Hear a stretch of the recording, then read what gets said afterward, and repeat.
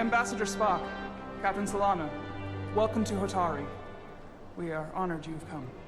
My name is Tyler Saltaris, Minister of Diplomatic Affairs. The honor is ours, and this is Commander Jara Rydick, First Officer aboard the USS Resolute. You'll find she has a keen mind, and unique insight into the dynamics between the Hotari and the Illidians. It's very nice to meet you. Likewise, I hope... These must be the representatives of the mighty Federation.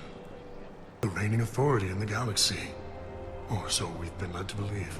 Whether that's true or not remains to be seen. But, either way, we're grateful you've made the time to come to our little corner of the universe. And you are? This is Galvin, and this is Sidron, the heroes of the revolt in the mines.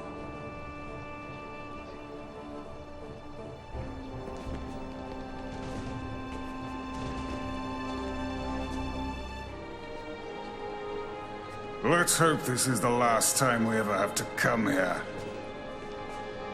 If you'll excuse me.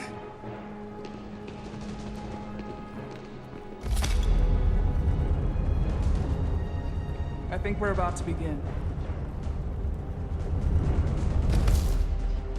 Did you hear the arrogance from that guy?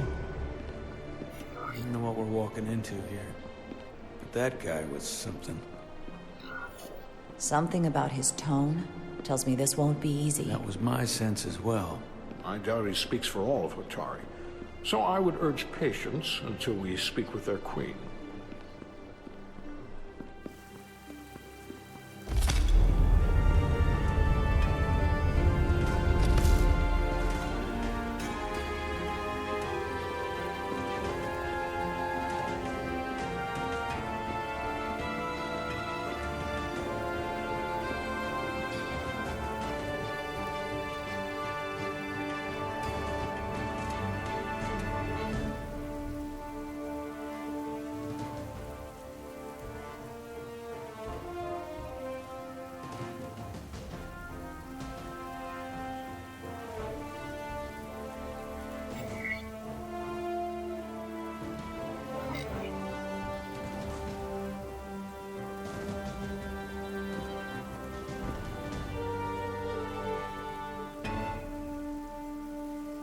Ambassador Spock, welcome to Hotari Prime.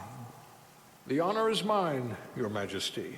That the Federation would send one of their most respected representatives is not only an honor to the Hotari people and their queen, but a recognition of our stature and importance. Let's get on with it, shall we? With all due respect to the Federation and their ambassador, they have no authority here.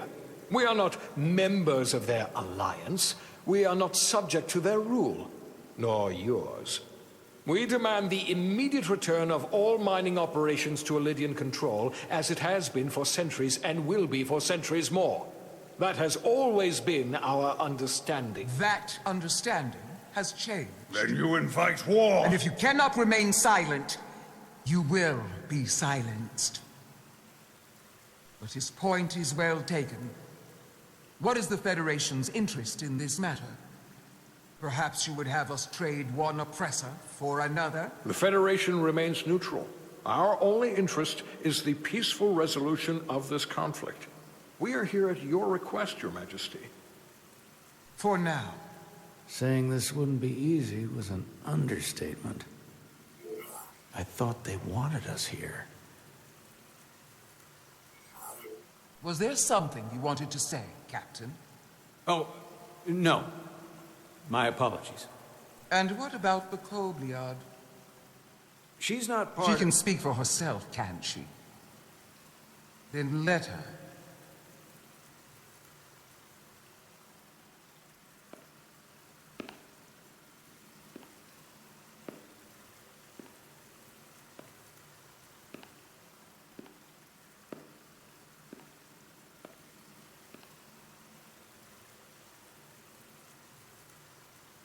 Now then, what is your name? Commander Jara Rydick, Your Majesty. Being a Kobliad, you would know better than anyone. Your people suffered brutal treatment at the hands of the Cardassians. Their injustice towards the Kobliad is as unimaginable as it is unforgivable. Not unlike how we have been treated by the Alidians. As much as they'd have you believe they are the victims here, remember it was the Hotari who attacked us. Hundreds of innocent Alidians were slaughtered without mercy in those mines. The blood is on their hands, not ours. Quiet! If after all the Kobliad suffered, you finally had the chance to right that wrong, to get out from under their control, would you take it? Or would you negotiate a peace?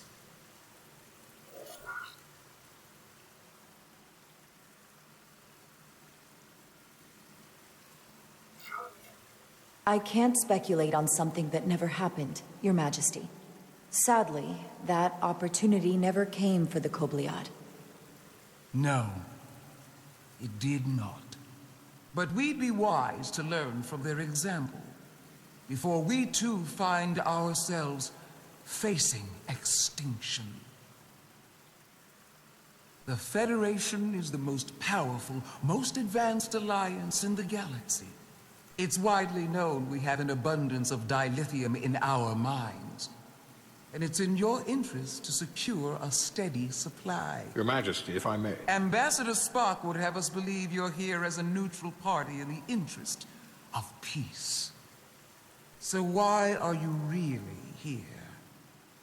I want the truth, not your Federation rhetoric. I'm sorry, Your Majesty, but it's really not my place to say what the Federation's interests might be. You are their representative. I am.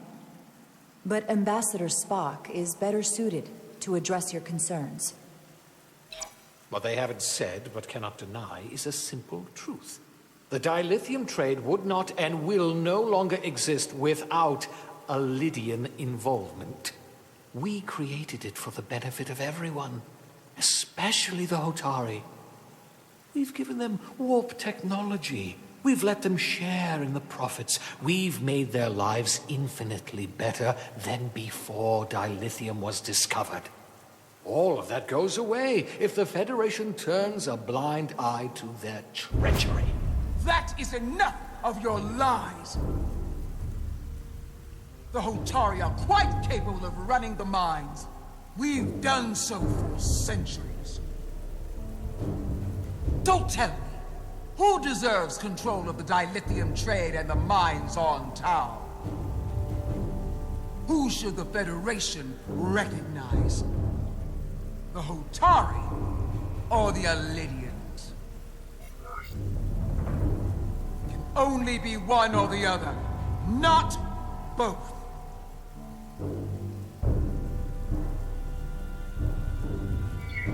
If there can only be one, then it would be in the best interest of all involved if the Alidians resumed operation of the mines. And that is why we should not trust our fate to the Federation. She speaks sense. You do well to listen to her. And you do well to hold your tongue. We will take back our minds by any means necessary. Then you will see more blood spilled. I am more than willing to address your concerns, Your Majesty. Yours as well, Representative. But I suggest we could have a more productive conversation with a smaller group. Perhaps only the most essential representatives.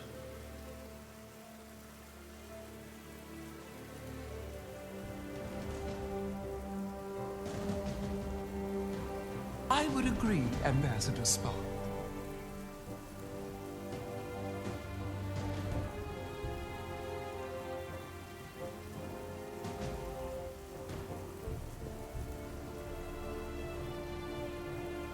I think this is best left to those of us with more experience in diplomatic matters.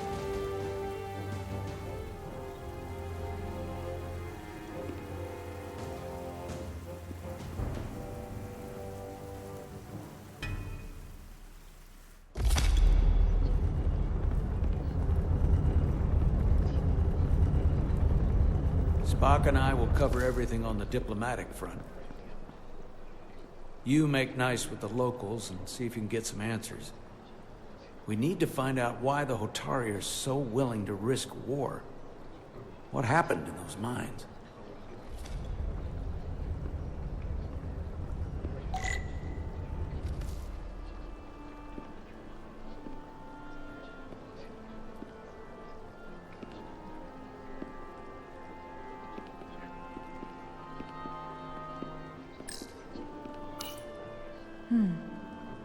Soothing.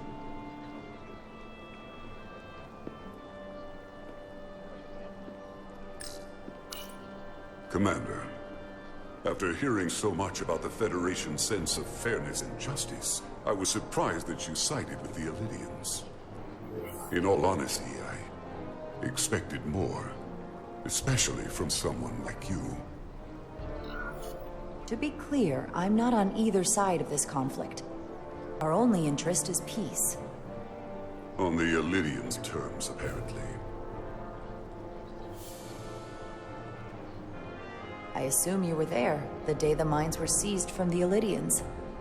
Not seized. Reclaimed. And restored to their rightful owners. Yes, I was there. We had to be decisive. Before the Illidians could even realize their worst nightmare was upon them. I'm curious why the Illidians haven't fought back. They have the ability to retake the mines anytime they want. Ability is one thing. Courage is another. The Illidians know any hostile action on their part will not end well. They respect one thing above all else, and that is force. The greater the force, the more certain the outcome. Any talk of making peace is just that, and worth little without the strength to secure it. Which makes me wonder about your ship, the Resolute. Undoubtedly the Federation's finest warship. Ready to contend with anything the Illidians might have in store. Or is that not true? Maybe I've misjudged it. No need to worry. Even in a worst-case scenario, the fleet is always within reach. But it would probably take them quite some time to get here. Maybe. Or we might have other ships in the sector. Of course. Sidron. A pleasure meeting you, Commander. I'm sure we'll cross paths again.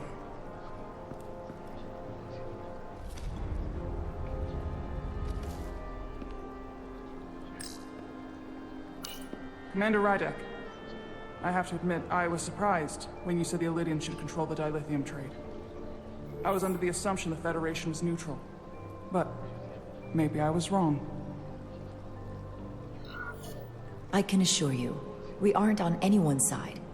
We are and will remain completely neutral. You have my word. I hope that's true. For all of our sakes. I saw you speaking with Sidron, our national hero. I'm curious, what did he say? He seems to be of the opinion that negotiating for peace is a waste of time. Because force is the only blunt instrument he understands. He's a miner, not a diplomat. For the first time in our history, the Hotari have the upper hand. We see ourselves as strong instead of downtrodden. New voices have risen up. Old voices shouted down. Calvin and Sidron have become national heroes. Now, they have the Queen's ear. Better or worse, depending on your perspective. I take it they're against a negotiated peace with the Illidians. Heroes tend to want more of what made them heroic. If it were up to them, they'd wage all-out war and bring ruin upon us all. My fear has been that the Illidians will launch an attack and crush us. You've seen their starship, no doubt. They could have retaken the mines whenever they wanted to, but it never happened. And as strange as this may sound, I'd almost say they're afraid. I just don't know what they're afraid of. It's still the same bluster and bravado you would expect from them. but it has no teeth. Like they're afraid of what might happen. Because of what happened in the mines. Is it Galvin they're afraid of? It's entirely possible, but I don't know for sure. Whatever Galvin is doing in those mines is turning everything upside down. But no one knows exactly what's happening.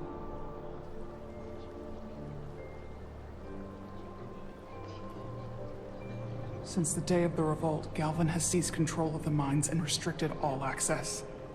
No one's allowed without his personal authorization. And they've taken over a section of the palace with just as much secrecy and security. I'm told it could be something they brought back from the mines. I've made inquiries, but everyone pretends it doesn't exist. I strongly suspect they're hiding something. What do you think it is? I've heard rumors it's some sort of ancient artifact, but I haven't seen it myself. How can we know?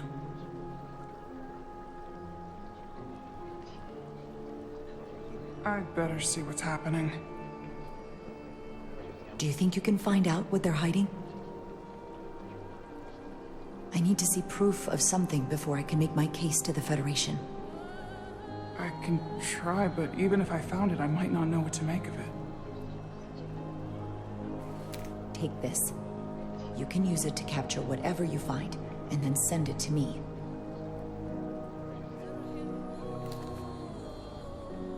Thank you. I will let you know what I find. And I look forward to our meeting again.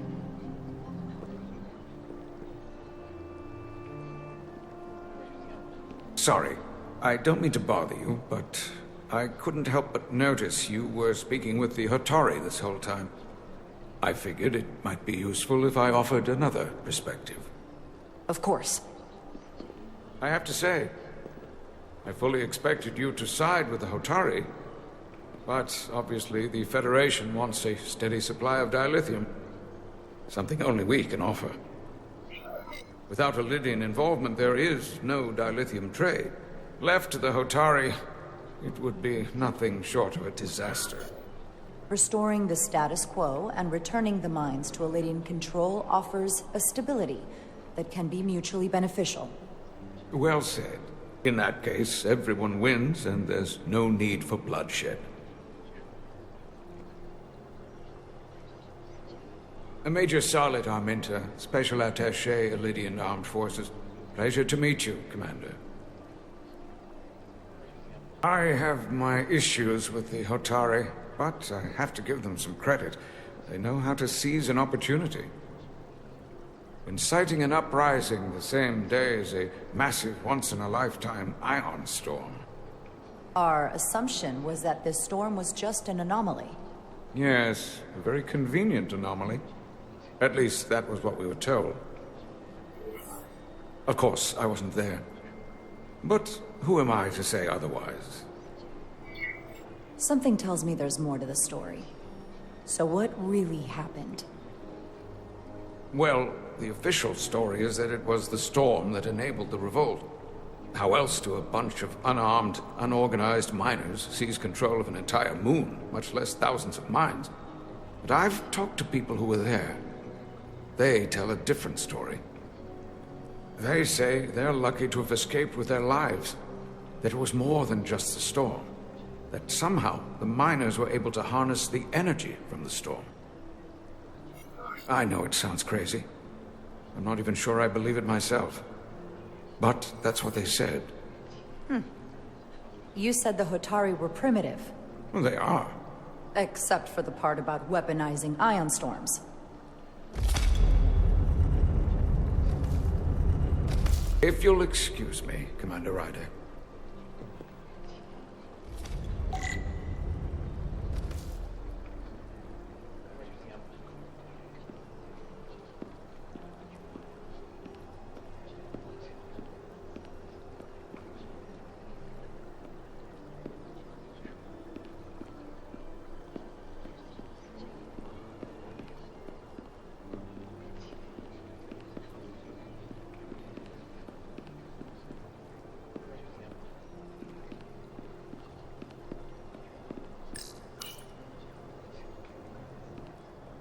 They seem proud of their culture.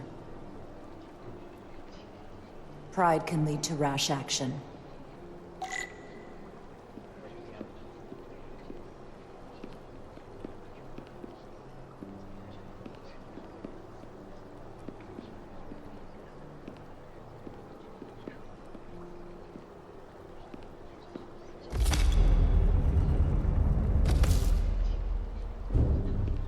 Well, that was a disaster. What happened? The Hotari refused to concede anything, so the Elydians stormed out. The Hotari did not invite us here as peacekeepers. I hope your efforts were more fruitful than ours.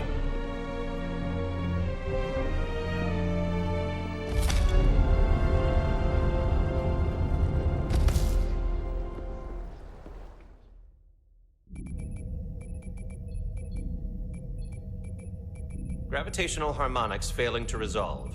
Warp bubble stability degrading. Increase output to maximum. Increasing warp output to maximum. It's happening again.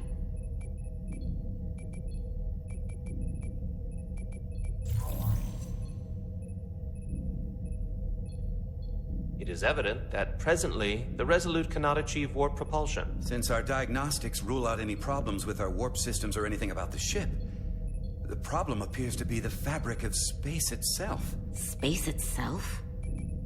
You're saying something about this region of space prevents warp travel? Prevents it, or can't sustain it. However improbable, that appears to be the case.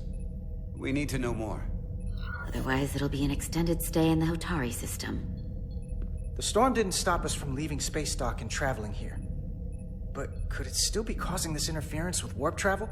We must follow sound investigatory principles. Do not let an assumed conclusion drive your analysis.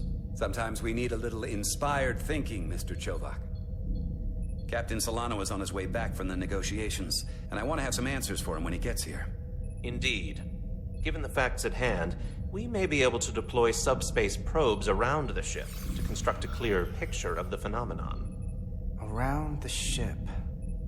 I'll prep a shuttle.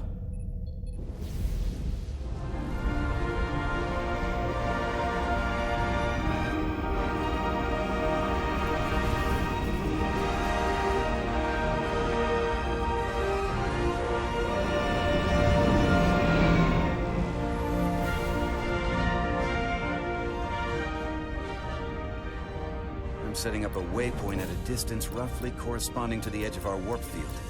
When we get there, I'll deploy the first probe.